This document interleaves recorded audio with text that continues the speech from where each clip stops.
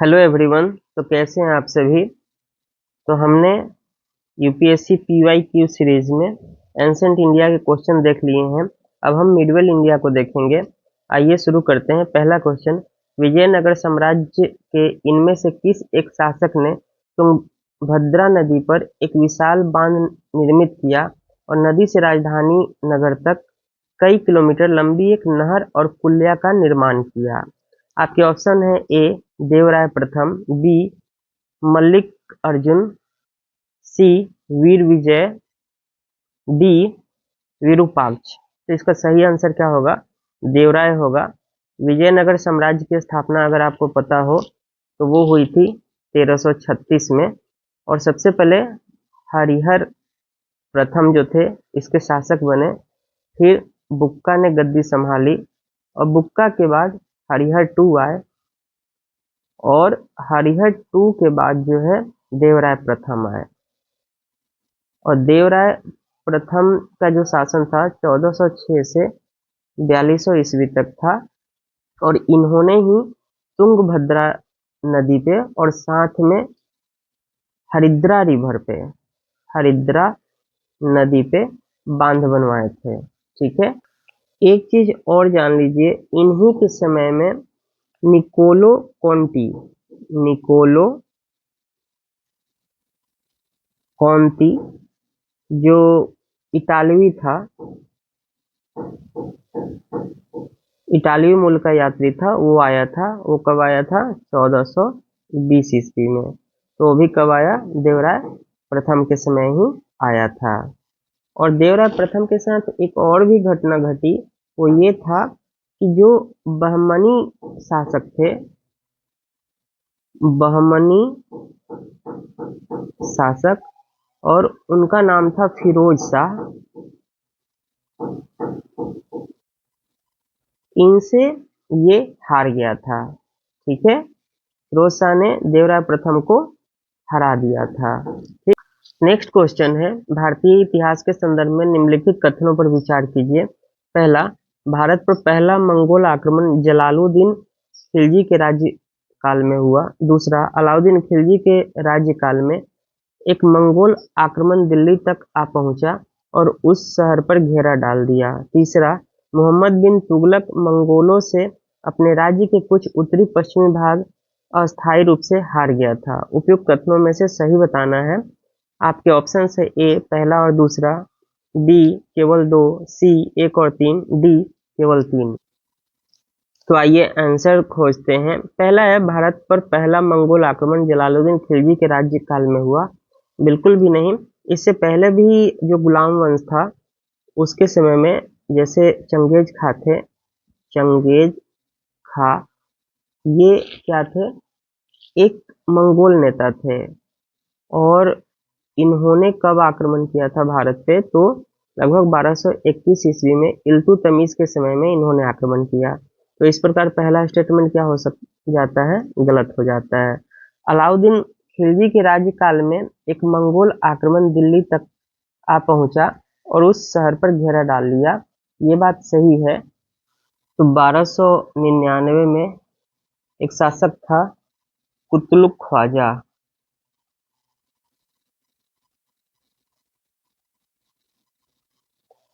इसने 2 लाख सैनिकों के साथ दिल्ली पर घेरा डाल दिया था।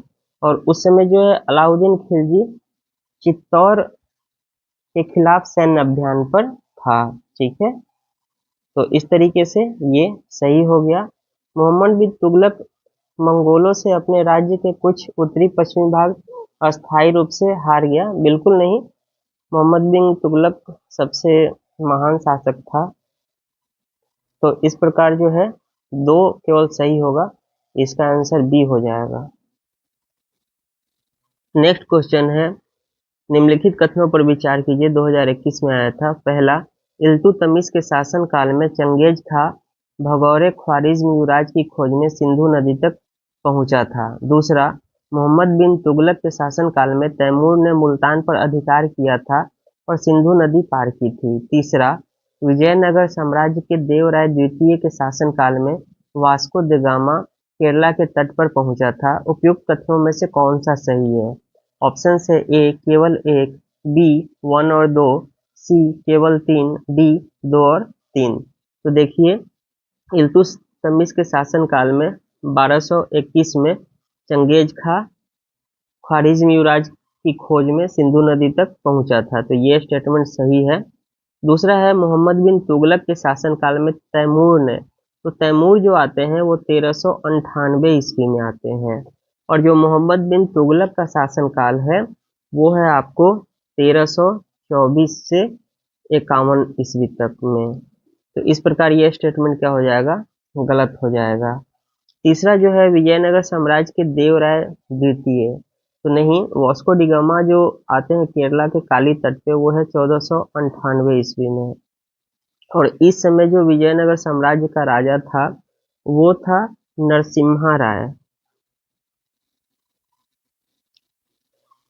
क्योंकि देवराय द्वितीय जो है 1446 ईस्वी में ही इनकी मृत्यु हो गई थी, तो इस प्रकार ये भी गलत हो गया। एक हमारा सही है, तो पहला ऑप्शन हो जाएगा। नेक्स्ट जो क्वेश्चन है, निम्नलिखित कथनों पर विचार कीजिए। पहला, दिल्ली सल्तनत के राजस्व प्रशासन में राजस्व संग्रह के प्रभारी को आमिल के नाम से जाना जाता था। दूसरा, दिल्ली के सुल्तानों की इक्ता व्यवस्था एक प्राचीन स्वदेशी संस्था थी। तीसरा, दिल्ली के खिलजी सुल्तानों के शासनकाल के दौरान मीर बख्शी का पद अस्तित्व में आया। उपयुक्त कथनों में से कौन सा सही है? ए केवल 1, बी केवल 1 और 2, सी केवल 3, डी 1 2 3। तो देखिए दिल्ली सल्तनत के राजस्व प्रशासन में राजस्व संग्रह का प्रभारी कौन होता था? तो आमिल होता था, ठीक है। और इसके साथ एक और स्थानीय कर्मचारी होते थे। अगर ये दोनों ईमानदार होंगे तब भी जो है भूमि का पैमाइश कराया जाता था, जमीन को नापा जाता था, तब भू राजस्व वसूलने की व्यवस्था की गई थी। दूसरा है दिल्ली के सुल्तानों की इक्ता व्यवस्था, तो ये सही हमारा। इक्ता व्यवस्था प्राचीन स्वदेशी नहीं थी बल्कि यह फारस की व्यवस्था थी, ठीक है, तो ये गलत हो गया। मीर बख्शी का पद जो है मुगल काल में आया था। और अगर हम सल्तनत काल की बात करें, अगर खिलजी सुल्तानों की भी बात करें, तो जो सुल्तान होते थे वही सेनाध्यक्ष होते थे, क्योंकि मीर बख्शी सेनाध्यक्ष हुआ करता था मुगल काल में। तो उपयुक्त कथनों में से कौन सा सही है? तो ये भी गलत हो गया, तो केवल ए सही होगा, ठीक। नेक्स्ट जो क्वेश्चन है, भारतीय इतिहास के मध्यकाल के दौरान बंजारे क्या थे? ए कृषक, बी योद्धा, सी बुनकर, डी व्यापारी। तो ये व्यापारी हुआ करते थे। बंजारे खाना बदोश जनजाति थी, खाना बदोश, जो एक स्थान से दूसरे स्थान जाते थे और सामानों को बेचा करते थे, एक स्थान से दूसरे स्थान। नेक्स्ट क्वेश्चन है, मध्यकालीन भारत के आर्थिक इतिहास के संदर्भ में अर्घट्टा शब्द का अर्थ है? ए बंधुआ मजदूर, बी सैन्य अधिकारियों को दिया गया भूमि अनुदान, सी भूमि की सिंचाई में प्रयुक्त जल चक्र, डी वह बंजर भूमि जिसे खेती योग्य भूमि में परिवर्तित किया गया। इसका सही आंसर सी होगा। एक्चुअली अर्घट्टा में घट्टा का अर्थ होता है बर्तन, और अगर अर्घट्टा को बाद में रहट भी कहा जाने लगा, ठीक है, तो रहट क्या होता था? सिंचाई के लिए प्रयुक्त होता था, और ये अंग्रेजी भाषा में कहें तो इसको हम पर्शियन व्हील बोलते थे, पर्शियन व्हील, या आप कहिए फारसी चक्र, ठीक है। तो इस प्रकार ये क्या होता था? भूमि की सिंचाई के लिए प्रयुक्त जल था, क्योंकि सिंचाई के लिए ज्यादा गहराई से इसमें जल निकाले जाते थे। सातवां क्वेश्चन चलते हैं, भारतीय इतिहास के संदर्भ में निम्नलिखित में से कौन सा सामंती व्यवस्था का आवश्यक तत्व है? पहला, एक बहुत मजबूत केंद्रीकृत राजनीतिक प्राधिकरण और एक बहुत ही कमजोर प्रांतीय या स्थानीय राजनीतिक प्राधिकरण। दूसरा है भूमि के नियंत्रण और कब्जे के आधार पर प्रशासनिक ढांचे का उदय। तीसरा है सामंती स्वामी और उसके अधिपति के बीच स्वामी जागीरदार संबंध का निर्माण। कूट का प्रयोग कर सही उत्तर चुनना है। ए केवल 1 और 2, बी केवल 2 और 3, सी केवल 3, डी 1 2 3। तो देखिए अगर हम सामंती व्यवस्था को देखें ध्यान से, तो ये जब सत्ता का साम्राज्य कह लीजिए, साम्राज्य का विकेंद्रीकरण हुआ था,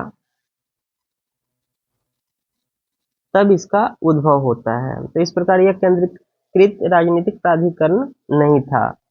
ठीक है, तो पहला गलत हो जाएगा। दूसरा है कि अगर भारत के संबंध में देखें, अगर सामंती व्यवस्था को, तो उसमें क्या था कि सत्ता जो है क्या करती थी, भूमि का आवंटन करती थी और इसके बदले जो जमींदार होते थे उनसे सैन्य कार्य लेती थी, मतलब सैन्य सेवा लेती थी। ठीक है, तो ऐसा ही ये रीति था। दूसरा है भूमि के नियंत्रण और कब्जे के आधार पर प्रशासनिक ढांचे का उदय, बिल्कुल ये सही है। ये सब भारत में सामंतवादी व्यवस्था का विशेषता रहा है। तो तीसरा है सामंती स्वामी और उसके अधिपति के बीच स्वामी जागीरदार संबंध, बिल्कुल जागीरदारों का काम क्या था, जो रैयत होते थे उनके वो किराएदार होते थे, उनसे वो किराया वसूल करते थे, तो स्वामी जागीरदार का संबंध था। तो पहला गलत हो गया, तो ए कट गया, डी कट गया, आपका बी सही आंसर हो जाएगा। नेक्स्ट चलते हैं, तो मुगल काल को देख लेते हैं, 1526 से 1761 के बीच में। पहला क्वेश्चन है, किसके राज्यकाल में योग वशिष्ठ का निजामुद्दीन पानीपती द्वारा फारसी में अनुवाद किया गया? मुगल काल में योग वशिष्ठ का कई बार अनुवाद किया गया और उसमें जो अकबर थे, अकबर हुए, उसके अलावा जहांगीर थे, जहांगीर, और यहाँ तक कि आपने दारा सिकोह का नाम सुना होगा, तो इन सभी ने इसका जो है अनुवाद कराया था। लेकिन निजामुद्दीन पानीपत द्वारा जो फारसी में अनुवाद कराया गया था वो अकबर के शासनकाल में ही कराया गया था। नेक्स्ट जो है, मध्यकालीन भारत के संदर्भ में निम्नलिखित में से कौन सा आकार की दृष्टि से आरोही क्रम में सही अनुक्रम है? अगर हम मुगल काल में बात करें तो इस समय क्या होता था, सूबा ऊपर होता था जिसको प्रांत कहते थे, उसके बाद सरकार होता था, उसके बाद क्या होता था, परगना, और उसके बाद गांव आता था। और वही अगर सल्तनत काल में देखें तो सरकार को ही हम सिख कहा करते थे। तो इस हिसाब से देखें तो ये आरोही क्रम है, मतलब छोटे से बड़े की ओर जाना है, मतलब नीचे से ऊपर की ओर जाना है। तो इसका जो सही क्रम हो जाएगा वो हो जाएगा परगना, फिर सरकार, फिर सूबा। तो इसका पहला ऑप्शन हो जाएगा। नेक्स्ट जो क्वेश्चन है, इनमें से किस मुगल सम्राट के सचित्र पांडुलिपियों से ध्यान हटाकर चित्राधार एल्बम और व्यक्तिगत रूप चित्रों पर अधिक जोर दिया गया? तो ये देखिए, जो सचित्र पांडुलिपियां थी ये अकबर के शासनकाल में प्रचलित थी। अगर इसको आप देखना चाहें, अगर आपने रज्मनामा जानते होंगे, इसमें सचित्र पांडुलिपियों को चित्रित किया गया है। ठीक है, और रज्मनामा किसको बोलते हैं? ये महाभारत का फारसी अनुवाद है, महाभारत का फारसी अनुवाद। ठीक है, लेकिन सचित्र पांडुलिपियों की जगह को हटाकर चित्रधारा एल्बम और व्यक्तिगत रूप को बढ़ावा दिया था जहांगीर ने। तो जहांगीर ने क्या किया, क्योंकि उसको प्रकृति से बहुत प्यार था, तो उसने प्रकृति चित्रण को भी बढ़ाया, पक्षी, उसके अलावा जानवर, फूल, तो इस तरीके का उसने चित्रधारा एल्बम का स्वरूप दिया और व्यक्तिगत रूप चित्रों में भी उसने रुचि दिखाई। ठीक है, तो इस प्रकार इसका आंसर जहांगीर होगा।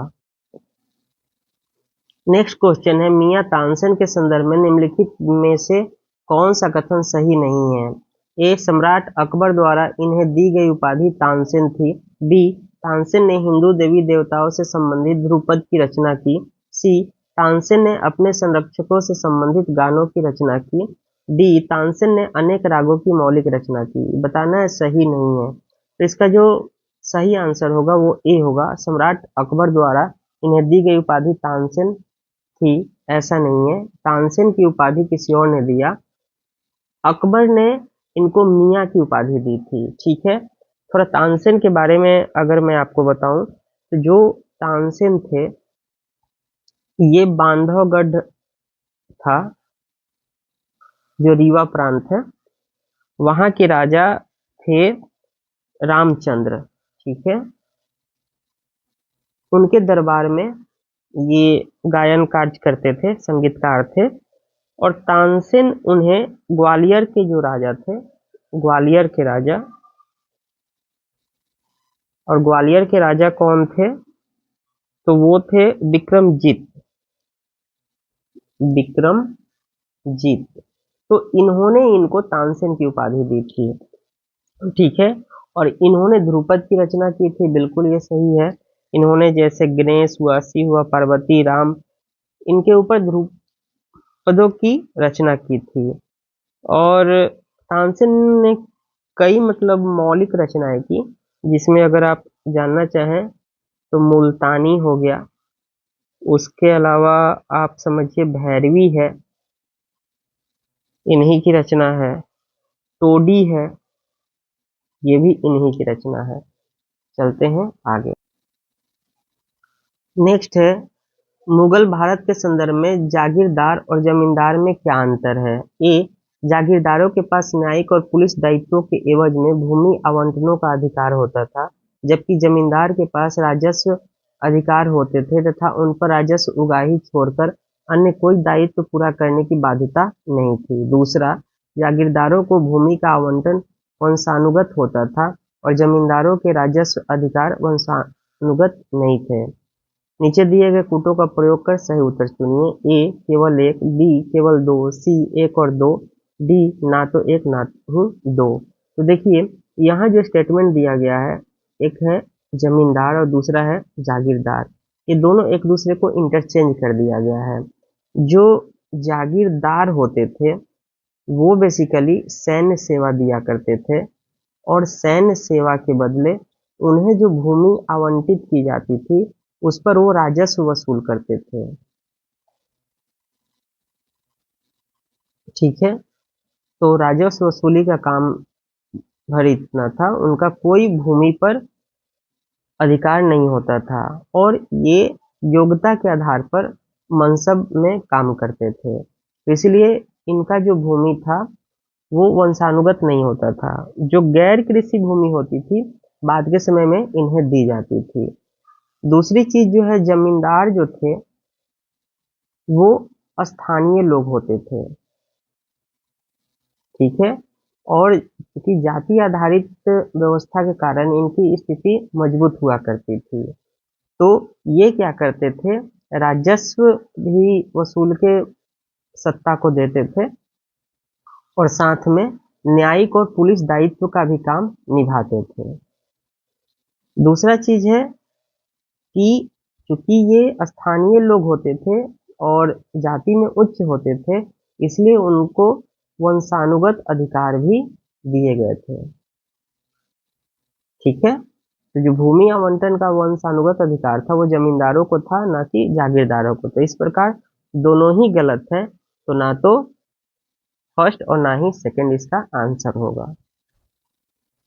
नेक्स्ट क्वेश्चन है, निम्नलिखित पर विचार कीजिए, ये 2015 का है। भारत में बाबर के आगमन के कारण बारूद के उपयोग का प्रारंभ। दूसरा, इस क्षेत्र में स्थापत्य में मेहराब और गुंबद बनने का आरंभ। तीसरा, तैमूर राजवंश की स्थापना। नीचे दिए गए कूट का प्रयोग कर सही उत्तर चुनिए। ए केवल एक और दो, बी केवल तीन, सी केवल एक और तीन, डी एक, दो और तीन। तो देखिए बारूद का प्रारंभिक उपयोग बाबर के समय में नहीं हुआ था, बल्कि मंगोलों के द्वारा ही किया गया था। ये 13वीं सदी में ही हो गया था। ठीक है,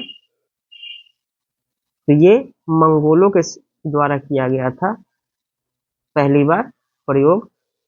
और इस क्षेत्र में स्थापत्य जो है मेहराब और गुंबद का आरंभ, अब आप देखिएगा गुलाम वंश में ये दिखाई पड़ता है।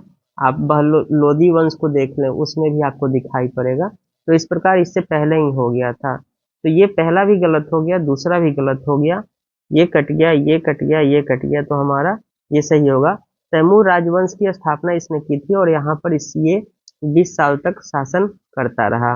नेक्स्ट है फतेहपुर सीकरी में इबादत खाना था। ये 2014 का क्वेश्चन है। ए, शाही परिवार के उपयोग के लिए मस्जिद। बी, अकबर का निजी प्रार्थना कक्ष। सी, एक हॉल जिसमें अकबर ने विभिन्न धर्मों के विद्वानों के साथ चर्चा की थी। और डी, वह कमरा जिसमें विभिन्न धर्मों के संभ्रांत धार्मिक मामलों पर चर्चा करने के लिए एकत्रित होते थे। तो इसका जो सही आंसर होगा वो सी होगा। देखिए, फतेहपुर सीकरी में इबादत खाना की स्थापना 1575 ईस्वी में की गई थी। शुरुआत में इसलिए इस्लाम धर्म को मानने वाले जो विद्वान थे वही आते थे, लेकिन धीरे धीरे 1576 ईस्वी में इन्होंने सभी धर्मों के विद्वानों के लिए खोल दिया। और यह जो है आराधना का घर जो पहले होता था वो ये तर्कों का इबादत खाना हो गया। ठीक है, तो इस प्रकार इसका सही आंसर क्या होगा? सी। और यहीं पर चर्चा के दौरान जो है धीरे धीरे अकबर क्या करते हैं कि अपना जो दीन इलाही इसको शुरू करने का प्रयास करते हैं, जो धर्मनिरपेक्षता से संबंधित था। ठीक है, तो मिलते हैं नेक्स्ट क्लास में, तब तक इसको देखिए। इससे अवश्य ही एक दो क्वेश्चन आपके एग्जाम में आएंगे। चैनल पर नए हैं तो सब्सक्राइब करें, लाइक करें, शेयर करें, बेल आइकन को दबाएं, नोटिफिकेशन पाएं। धन्यवाद।